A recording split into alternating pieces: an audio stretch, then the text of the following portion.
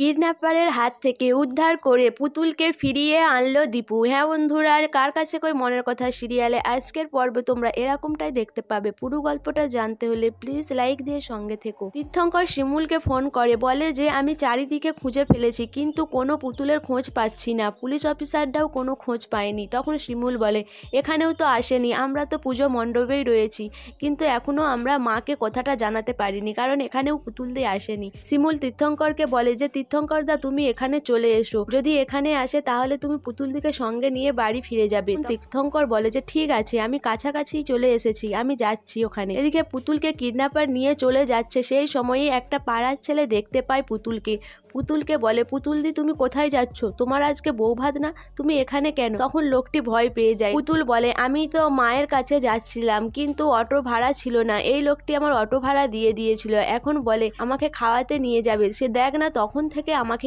হাঁটিয়ে নিয়ে চলেছে, আমি আর হাঁটতে পারছি না। তখন দীপু বলে যে আপনি কে, আপনি পুতুল দিকে কোথায় নিয়ে যাচ্ছেন, আর খাওয়াবেন বলে আপনি কোথায় নিয়ে চলে যাচ্ছেন? আপনি যেখানে নেমেছেন সেখানে তো অনেক দোকান ছিল, আপনি সেখানে খাওয়াতে পারতেন, তাহলে পুতুল দিকে কোথায় নিয়ে যাচ্ছেন? তখন লোকটি বলে যে আমি ওকে খাওয়ানোর জন্য এইদিকে একটা ভালো দোকান আছে তো সেই জন্য নিয়ে যাচ্ছিলাম। তখন দীপু রেগে গিয়ে লোকটির জামার কলার চেপে ধরে, বলে আমি জানি আপনার বদ মতলব আছে, না হলে পুতুল দিকে এত দূরে আনবেন কেন? নিশ্চয়ই আপনার কোনো খারাপ উদ্দেশ্য আছে। লোকটি বলে না না, আমাকে বিশ্বাস করো, আমি তাহলে ওর অটো ভাড়া দিলাম কেন? তখন দীপু বলে যে অটো ভাড়া দেখাচ্ছেন, নিশ্চয় পুতুল দিকে কোথাও নিয়ে বিক্রি করে দেওয়ার মতলব ছিল, না হলে নিয়ে যাচ্ছিলেন কেন? এরপরে দীপু রাস্তার লোকজন ডেকে জড়ো করে, বলে দেখুন না, এই পুতুল দি আমাদের পাড়ার মেয়ে, আমি একে চিনি, কিন্তু এই লোকটি আমাদের পুতুল দিকে ভুলিয়ে ভালিয়ে কোথায় যেন নিয়ে চলে যাচ্ছিল। তখন লোকটি সবার কাছে বলে যে না, আমি এরকম কিছু করতে চাইনি, এই মেয়েটি আমাকে জোর জবরদস্তি করে বলে আমার খিদে পেয়েছে, আমাকে কিছু কিনে দিন, তাই আমি কিনে দেওয়ার জন্য নিয়ে আসছিলাম।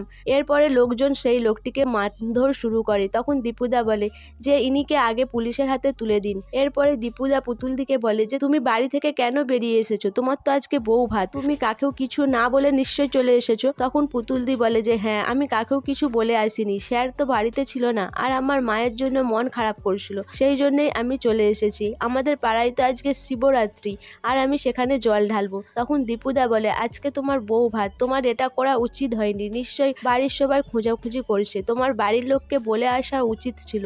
এরপর দীপুদা বলে যে চলো আমি তোমাকে তোমার মায়ের কাছে পৌঁছে দিই। পুতুল বলে আমার খিদে পেয়েছে। তখন দীপু বলে ঠিক আছে, আমি রাস্তায় তোমাকে বিস্কিট কিনে দেবো, তুমি খেয়ে নিও। এরপরে পুতুল দিকে সঙ্গে করে নিয়ে আসে দীপু। এদিকে তীর্থঙ্কর এসে হাজির হয় শিমুলের কাছে। শিমুলকে বলে শিমুল এখনো আমি পুতুলকে দেখতে পেলাম না, এখানে আসেনি? তখন শিমুল বলে না। মধুবালা দেবী তীর্থঙ্করকে দেখতে পেয়ে ছুটে আসে, বলে জামাই তুমি এখানে কেন, নিশ্চয়ই আমার মেয়ে কিছু করেছে, আমার মেয়ে কোথায়? তখন তীর্থঙ্কর বলে যে আমি বাড়িতে ছিলাম না, আর সেই ফাঁকেই পুতুল বাড়ি থেকে বেরিয়ে গেছে, অনেকক্ষণ হয়ে গেল খুঁজোখুঁজি করছি কিন্তু কোনোভাবে তাকে খুঁজে পাচ্ছি না। এটা শুনে মধুবালা দেবী কান্নাকাটি করা শুরু করে। এদিকে দীপু এসে হাজির হয় পুতুলকে নিয়ে। পুতুলকে দেখে শিমুল বলে এই তো পুতুল দি তুমি কেন কাকেও কিছু না বলে বেরিয়ে এসেছো, তুমি কোথায় ছিলে এতক্ষণ? তখন দীপু সবটা খুলে বলে যে আমি পুতুল দিকে রাস্তায় দেখতে পেয়েছি, একটা রাস্তায় বাজে লোকের পাল্লায় পড়েছিল, জানি না পুতুল দিকে কোথায় নিয়ে চলে যাচ্ছিল, আমার চোখে পড়লো বলে, না হলে একটা বিপদ হয়ে যেত। এরপরে পুতুলকে তীর্থঙ্কর বলে যে আজকে আমাদের বউ ভাত, তোমার এটা করা উচিত হয়নি, আমাকে বলে আসা উচিত ছিল। এরপরে পুতুল বলে যে আমি তোমাকে তো দেখতে পাইনি, তাই আমি একা চলে এসেছি। সো বন্ধুরা, তীর্থঙ্কর কি পুতুলকে বাড়ি নিয়ে যাওয়ার পরে রঞ্জা কি রেগে যাবে? রঞ্জা কি আদেও সুষ্ঠুভাবে বউ ভাতটা হতে দেবে? তোমাদের কি মনে হয় অবশ্যই আমাকে কমেন্ট করে জানাবে। আর আমার ভিডিওটা ভালো লাগলে প্লিজ সাবস্ক্রাইব করে দিও, আর লাইক কমেন্ট শেয়ার করো।